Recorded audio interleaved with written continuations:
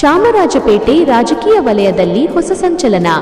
ಮುಂಬರುವ ಚುನಾವಣಾ ಕಣಕ್ಕೆ ಸಜ್ಜಾಗುತ್ತಿದ್ದಾರಾ ಯುವ ನಾಯಕ?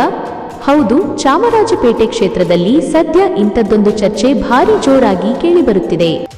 ಕಾಂಗ್ರೆಸ್ ಯುವ ನಾಯಕ, ಸಾಮಾಜಿಕ ಕಾರ್ಯಕರ್ತ ಎಂ. ವಿನಾಯಕ ಅವರು ಚಾಮರಾಜಪೇಟೆ ಕ್ಷೇತ್ರದಲ್ಲಿ ಜನಸೇವೆಯ ಮೂಲಕವೇ ಸದಾ ಮುಂಚೂಣಿಯಲ್ಲಿ ಕಾಣಿಸಿಕೊಳ್ಳುತ್ತಿದ್ದಾರೆ.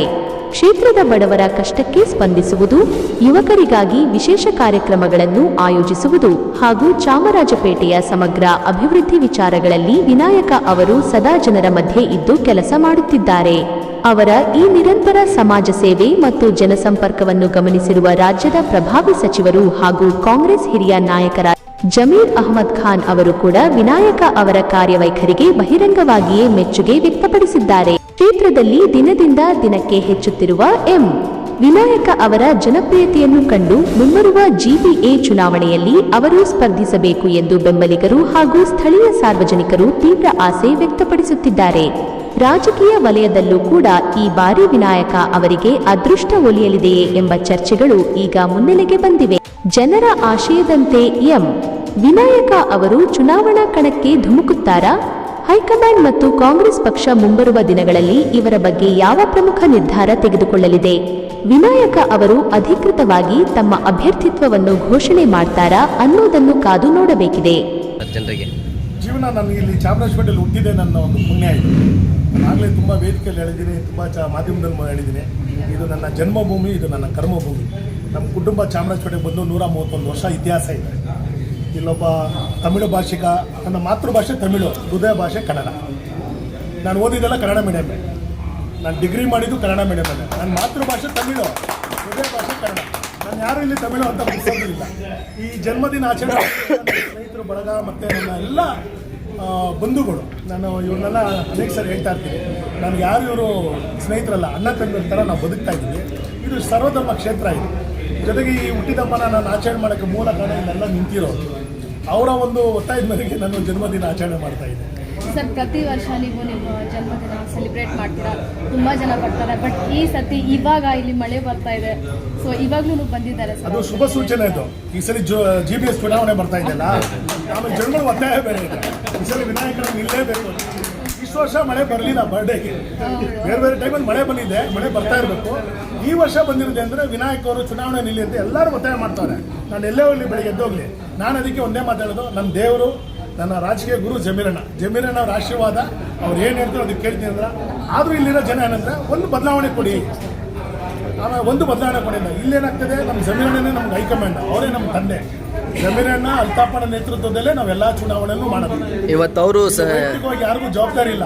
ಅವರ ಒಂದು ನಮ್ಮ ಕ್ಷೇತ್ರಕ್ಕೆ ಎರಡು ಕಣ್ಣವರು, ಜಮೀರಣ್ಣ ಅಲ್ತಾಪಣ್ಣ, ನಮ್ಮ ದೇವರು ಜಮೀರಣ್ಣ. ಅವ್ರೇನು ಹೇಳ್ತಾರೋ ಆ ಪ್ರಕಾರವಾಗಿ ನಾವು ನಡ್ಕೊಂಡು ಹೋಗ್ತಾ ಇದ್ದೀವಿ. ಪಕ್ಷದ ಅಧ್ಯಕ್ಷ ಆಗಿ ಒಂದು ಏನು ಕೇಳಿದ್ರೆ ಕಾಂಗ್ರೆಸ್ ಪಕ್ಷನ ಗೆಲ್ಲಿಸಿ, ಯಾಕಂದರೆ ನನಗೊಂದು ಜವಾಬ್ದಾರಿ ಜಮೀರಣ್ಣ ಕೊಟ್ಟಿದ್ದಾರೆ. ಆ ಜವಾಬ್ದಾರಿ ನಾನು ನಿಭಾಯಿಸಬೇಕು ಅನ್ನೋದೇ ನನ್ನ ಅಭಿಲಾಷೆ. ಸರ್, ಅಕಸ್ಮಾತ್ ನಿಮಗೆ ಟಿಕೆಟ್ ಕೊಟ್ಟು ನೀವು ಗೆದ್ರೆ ಏನೆಲ್ಲ ಕೆಲಸ ಆಗ್ಬೋದು ಸರ್ ಇಲ್ಲಿ? ಸರ್, ನಾನು 92ರಲ್ಲಿ ನಾನು 89 ರಾಜಕಾರಣಕ್ಕೆ ಬಂದೆ. ನಾನು NSAಯಿಂದ ಯೂತ್ ಕಾಂಗ್ರೆಸ್ ಬಂದೆ, ಯೂತ್ ಕಾಂಗ್ರೆಸ್ ರಾಜ್ಯ ಕಾಂಗ್ರೆಸ್ ಬಂದೆ. 32 ವರ್ಷ ನಾನು ನಿರಂತರವಾಗಿ ಕಾಂಗ್ರೆಸ್ ಪಕ್ಷದಲ್ಲಿ ಒಂದು ಅರ್ಧ ಜೀವನ ಕಳೆದಿದ್ದೀನಿ.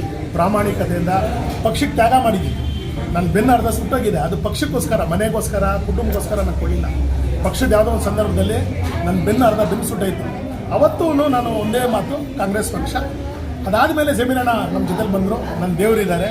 ನಾನು 98 ಮಾಡಿದಾಗ ಮೊದಲು ನಾನು 90ನೇ ಇಸ್ವಿಲಿ ಅಂಗವಿಕಲರ ಅಂಧರಿಗೆ ನಾನು ಸೇವೆ ಮಾಡಿದೆ. 1800 ಜನ ಅಂಧರಿಗೆ ಅವತ್ತಿನ ಕಾಲಿಗೆ ಅವ್ರಿಗೆ ಬ್ರೈನ್ ವಾಚರ್ಸು, ರೇಡಿಯಂ ಸ್ಟಿಕ್ ಕೊಟ್ಟೆ. ಅಂಗವಿಕಲರಿಗೆ ಅವೆಲ್ಲ ಬರ್ತಾಯಿದ್ದು ಟ್ರೈಸೈಕಲ್. ಫಸ್ಟು ಬೆಂಗಳೂರಲ್ಲಿ ಯಾರು ಹ್ಯಾಂಡಿಕ್ಯಾಪ್ಸ್ ಇದ್ದಾರೆ ಅವ್ರಿಗೆ ಟ್ರೈಸೈಕಲ್ ತಗೊಂಬಂದಿದ್ದೆ ನಾನೇ ಫಸ್ಟು. ಅದು ಒಂದು ನಾನು 2000 ಜನಕ್ಕೆ ಬೇರೆ ಇಡೀ ರಾಜ್ಯಕ್ಕೆ ಹೋಗಿ ಯಾರು ಅಂಗವಿಕಲರಿಗೆ ಗುರುತಿಸಿ ನಾನು ಕೊಟ್ಟೆ. ಅದಾದಮೇಲೆ 94ರಲ್ಲಿ ನನಗೆ ರಾಷ್ಟ್ರೀಯ ಪ್ರಶಸ್ತಿ ಬಂದ, ನ್ಯಾಷನಲ್ ಅವಾರ್ಡ್, ಸೌತ್ ಇಂಡಿಯಲ್ಲಿ ಬೆಸ್ಟ್ ನ್ಯಾಷನಲ್ ಅವಾರ್ಡ್ ಬಂತು. ಅದಾದಮೇಲೆ 89ರಲ್ಲಿ ರಾಷ್ಟ್ರಪತಿ ಪದಕ ಪಡೆದೆ. ಶಂಕರ್ ದಯಾಳ್ ಶರ್ಮಾ ಇದ್ದರು ರಾಷ್ಟ್ರಪತಿಗಳು. 4 ನ್ಯಾಷನಲ್ ಅವಾರ್ಡ್ ತೊಗೊಂಡೆ. ಕಳೆದ ಸಾರಿ ನಾನು ಕೋವಿಡಲ್ಲಿ ಮಾಡಿದ ಕೆಲಸಕ್ಕೆ, ನಮ್ಮ ಕ್ಷೇತ್ರದಲ್ಲಿ ಅನೇಕ ಕಾರ್ಯಕ್ರಮ ಮಾಡಿದ್ದಕ್ಕೆ ದುಬೈ ಸರ್ಕಾರ ನನಗೆ ಆಹ್ವಾನ ಮಾಡಿ ನನಗೊಂದು ಬಿರುದನ್ನು ಕೊಟ್ಟು ಬೆಸ್ಟ್ ಸೋಷಲ್ ವರ್ಕರ್ ಅಂತೇಳಿ ದುಬೈ ಸರ್ಕಾರ ನನಗೆ ಆನರ್ ಮಾಡಿತು. ಅದಕ್ಕೆ ನನ್ನ ಜಮೀರಣ್ಣ, ನಮ್ಮ ಕ್ಷೇತ್ರದ ಅಲ್ತಾಪಣ್ಣ ಇರ್ಬೋದು, ಬೇರೆ ಬೇರೆ ಮುಖಂಡರಿರ್ಬೋದು, ಎಲ್ಲದಕ್ಕಿಂತ ಮೇನು ನಮ್ಮ ಯುವಕರು.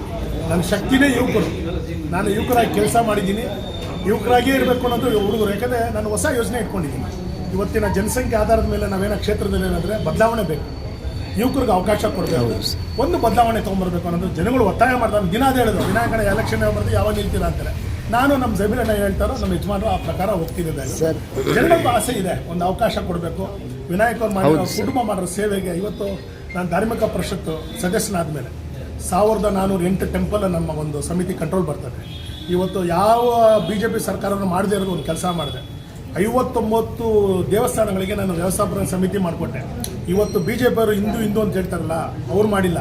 ಇದೇ ಕಾಂಗ್ರೆಸ್ಸಲ್ಲಿ ಇರ್ತಕ್ಕಂಥ ವಿನಾಯಕ್ ಅವರ ನೇತೃತ್ವದಲ್ಲಿ 59 ದೇವಸ್ಥಾನಗಳ ಸಮಿತಿ ಮಾಡಿಕೊಟ್ಟಿದ್ವಿ. ಎಲ್ಲೆಲ್ಲಿ ಸನಾತನ ಧರ್ಮ ಇರ್ತದೋ, ಎಲ್ಲೆಲ್ಲಿ ಹಿಂದೂ ಧರ್ಮ ಇರ್ತದೋ, ನಮ್ಮದು ಸರ್ವಧರ್ಮ ಕ್ಷೇತ್ರ ಇದೆ. ಇಲ್ಲಿ ಎಲ್ಲ ಸಮುದಾಯದವರು ಇದೆ, ಎಲ್ಲ ಜನಾಂಗದವರು ಇದ್ದಾರೆ. ಅವರ ಒಟ್ಟಾಗಿ ತೊಗೊಳ್ಳುವಂಥ ಜವಾಬ್ದಾರಿ ಜಮೀರಣ್ಣ ಕೊಟ್ಟಿದ್ದಾರೆ.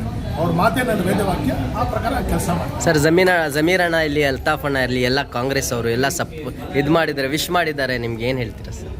ಪ್ರತಿ ವರ್ಷ ಜಮೀರಣ್ಣ ನೆನ್ನೆನೇ ಫೋನ್ ಮಾಡಿದ್ರು, ನೀನು 100 ವರ್ಷ ಬಾಳಬೇಕು, ನಿನ್ನ ಸೇವೆ ಚಾಮರಾಜಪೇಟೆ, ನಿನ್ನ ನಂಬಿಕೆ, ನೀನು ನನ್ನ ಮೇಲೆ ಇಟ್ಟಿರೋ ನಂಬಿಕೆಗೆ ನೀನು ಒಳ್ಳೆ ಕೆಲಸ ಮಾಡ್ತೇನೆ ಅಂತ ನೆನ್ನೆ ಮಧ್ಯಾಹ್ನ ಫೋನ್ ಮಾಡಿದ್ರು. ಆಮೇಲೆ ವಿಶ್ ಮಾಡಿದ್ರು. ಇವತ್ತು ಬೆಳಗ್ಗೆನೂ ಫೋನ್ ಮಾಡಿದ್ರು. ನಾಳೆ ನಾನು ಇವತ್ತು ಯಾವುದೋ ಮೀಟಿಂಗಲ್ಲಿದ್ದರು, ನಾಳೆ ಬೆಳಿಗ್ಗೆ ಬಾ ಅಂತ ಹೇಳಿದರೆ ಅವ್ರ ಆಶೀರ್ವಾದನೆ ನನಗೆಲ್ಲದಕ್ಕಿಂತ ಶಕಿಲಣ್ಣ ಇದ್ದಾರೆ, ಅಲ್ತಾಫಣ್ಣ ಜೊತೆ ಶಕಿಲಣ್ಣ ಇದ್ದಾರೆ.